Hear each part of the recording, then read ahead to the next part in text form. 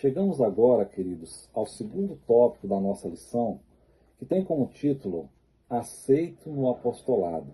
Esse tópico vai nos mostrar que, mesmo sendo pecadores, tendo nossas limitações, falhas, Deus nos aceita como somos e nos dá o privilégio de trabalhar na sua obra. A pergunta A diz assim: como Jesus reagiu à proposta de Judas de fazer parte dos 12? E qual foi a reação dos demais discípulos? No tópico anterior, nós vimos que a intenção inicial de Judas era boa, mas não basta termos somente a intenção boa, né? Precisamos ser transformados pela obra do Espírito Santo. Jesus conhecia as reais intenções de Judas e Judas, ele acreditava que ao juntar-se aos apóstolos, ele garantiria uma posição elevada no novo reino.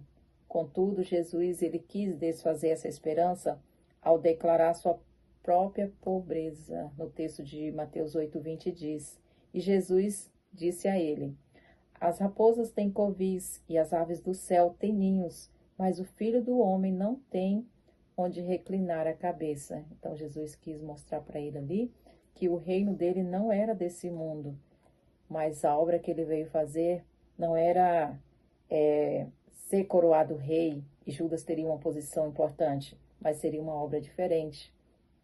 E aqui a reação dos demais discípulos, eles ficaram surpresos porque Jesus recebeu Judas com tanta frieza, né? Eles achavam, o texto da nota disse assim: os discípulos estavam ansiosos para que Judas se tornasse um dos seus. Ele tinha aparência imponente, era um homem de discernimento aguçado e habilidade administrativa, e o recomendaram a Jesus como alguém que poderia ser de grande ajuda em sua obra. Mas muitas vezes a gente também é enganado com essa ideia, né? Acreditamos que para a obra de Deus avançar, precisamos de pessoas bem instruídas, muito capacitadas na direção da mesma.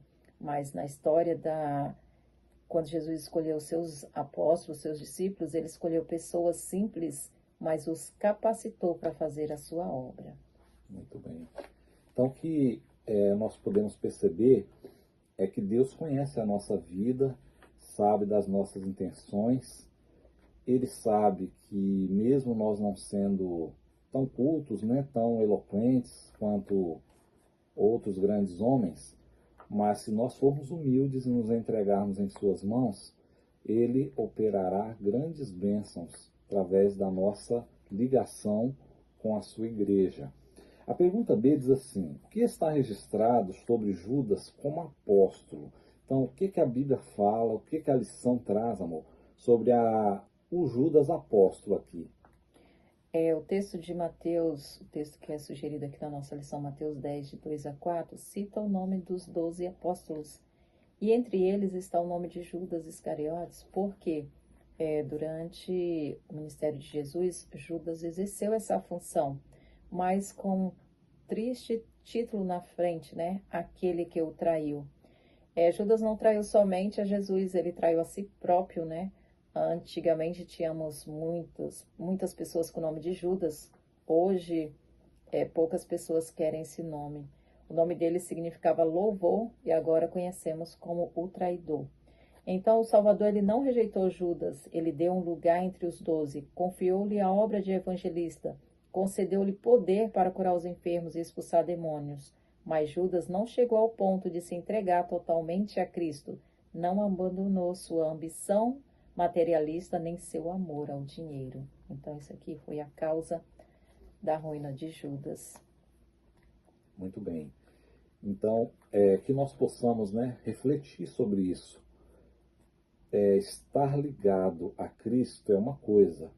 Agora, viver a verdadeira religião na nossa vida, ter uma comunhão íntima com Deus, é que vai nos levar a permanecer e não termos essa experiência tão triste pelo qual Judas passou. Judas, ele fazia parte do grupo, né? Mas ele não fazia parte do projeto, do propósito que Deus tinha com a vida dele.